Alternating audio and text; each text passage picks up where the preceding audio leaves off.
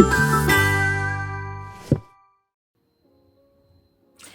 there, welcome to Minerva. It is Jo here, hope you are well. Today we are going to take a look at some top tips for making buttonholes in stretch fabric.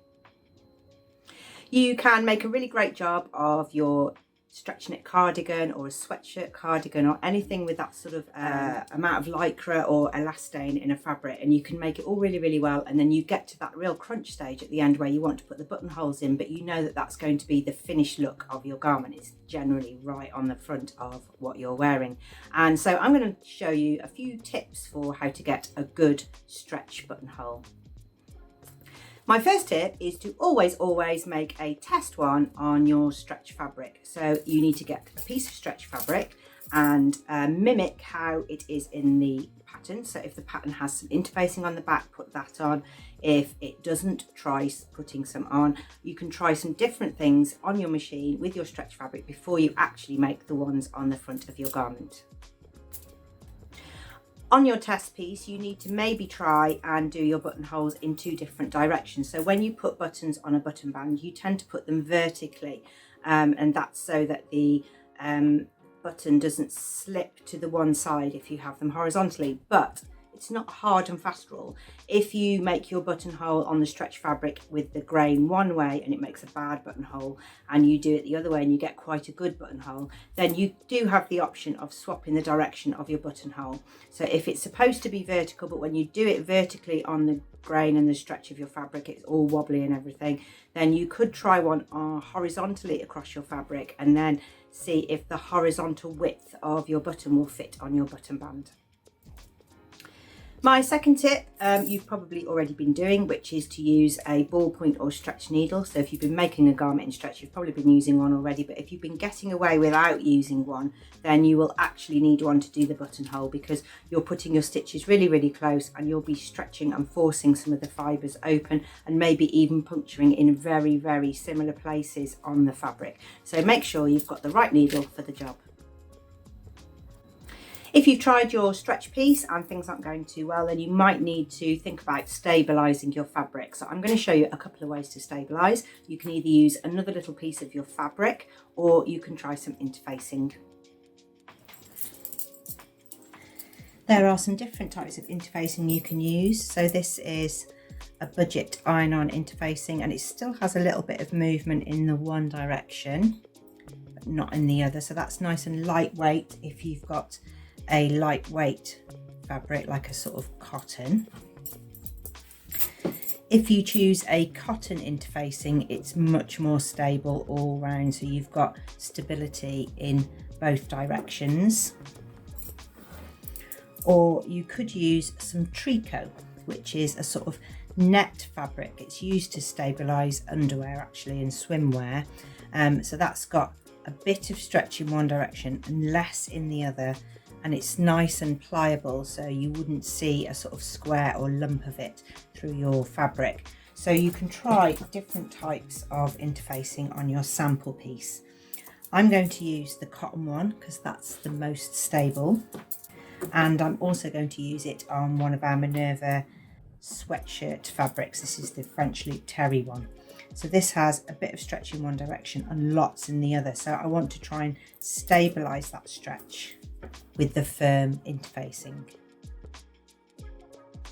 So I'm going to press the interfacing onto the fabric, fold it in half, and then I've got space to try a couple of buttonholes.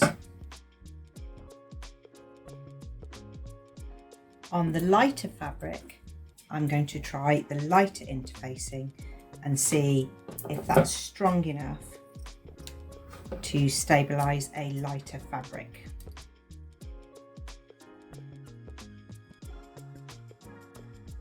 My next tip is to have a little flick through your sewing machine manual. So have a look at the stretch knit section or any stretch fabric section.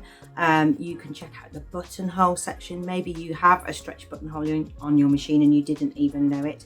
So stretch buttonholes tend to have the stitches a little bit further apart so that it's not chewing up the fabric so much. So see if you've got a special stretch buttonhole feature. If you're just using a manual machine, then you might need to go back to the stabilising ideas. If you can change other things on your machine, maybe check that out. Can you change your foot pressure? If you're squeezing the fabric too much, then you'll be stretching and rippling it between the feed dogs and the presser foot. So if you can change the pressure of your foot, then that's also helpful too. If you're not getting a very good buttonhole when you've made your test one, you can also try lowering the tension on your machine and seeing if you can change the feed of the thread from the top or the bottom. If you're getting a bit knotty on the back, then you need to just maybe check your tension too. Lowering your tension will sometimes help with a stretchy buttonhole. My next tip is something I found out recently, which is I've gone through all of the process that we've just talked about, and I've done a test one and it worked really well and everything, and then as soon as I go onto my garment, the first one goes wrong, and I think, well, how can that happen, because I've just done it on a test piece. But then I realised that my test piece was just flat, a very small piece, and there was nothing impinging the thickness or tilting the buttonhole foot. But when I did my first one, say near the top where I've got maybe a button band and a couple more extra layers of fabric, my buttonhole foot has been tilted a little bit, and it's not as flat as it was when I did my test one. So if your first buttonhole has some sort of thickness underneath that's making the foot slightly different, then you need to pack it out so that you've still got a very horizontal foot, because if your foot is tilted, then you will get a very different buttonhole that knots up and does all the things that you didn't want to do, which is why you did the test one in the first place. Put your buttonhole foot on, pull the sensor down, so that's a little stick here, and that measures between the two plastic notches. Have a look if you've got a stretch buttonhole. I've got one here. If you've got more than one of them will be a stretch. So check out your manual. These stitches are a little bit further apart and they don't chew up the fabric quite so much. If you've got one buttonhole, then you might need to do some of those lowering the tension and changing your stitch width that I talked about before. Let's try our first one, and I'm just going to go through just the fabric on its own without interfacing or anything. Start with the needle down. Keep your threads out of the way so they don't all chew into the buttonhole.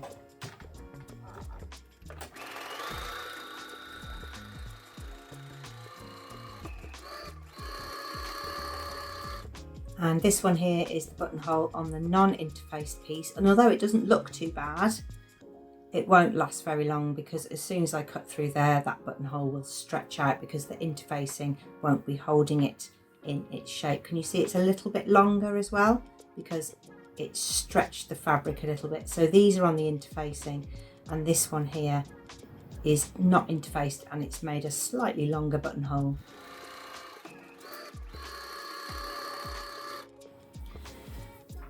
So this is the buttonholes with a little bit of interfacing in between. So in there I have just the budget interfacing, and it's made a really neat buttonhole, and the interfacing will also stop it stretching out. Let's have a look at the stretch fabric. This is the sweatshirt fabric, and on this one I've put the very stable cotton interfacing.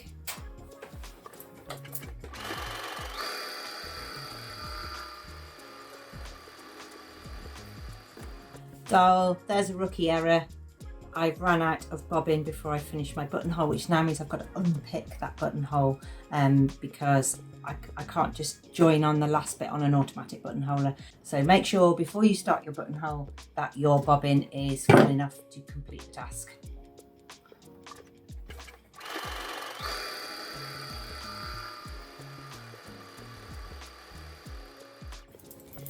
And so there's the second one. And when you cut them, the interfacing inside will stop the buttonhole stretching out. I've used my buttonhole cutting tool because then I can just make a clean cut and I'm not stretching the fabric if I use a seam ripper. I hope those tips have helped you today. Don't be frightened of it. The test is the key, and then you can get them just right on your garment. If you've made a knit garment or a cardigan, say the Marlowe cardigan, or anything with buttons maybe on the shoulders as well, that's also another place you might get buttonholes in stretch fabric. We would love to see it. We would like you to make an account with us, share your makes, and take a look at all the Minerva makers and inspiration over at our website. You can also go over to our website to check out more sewing tutorials. So there are learn to sew ones, techniques like I do sometimes, or also sew alongs and fabric hauls. Thank you very much for watching. Do call in again soon.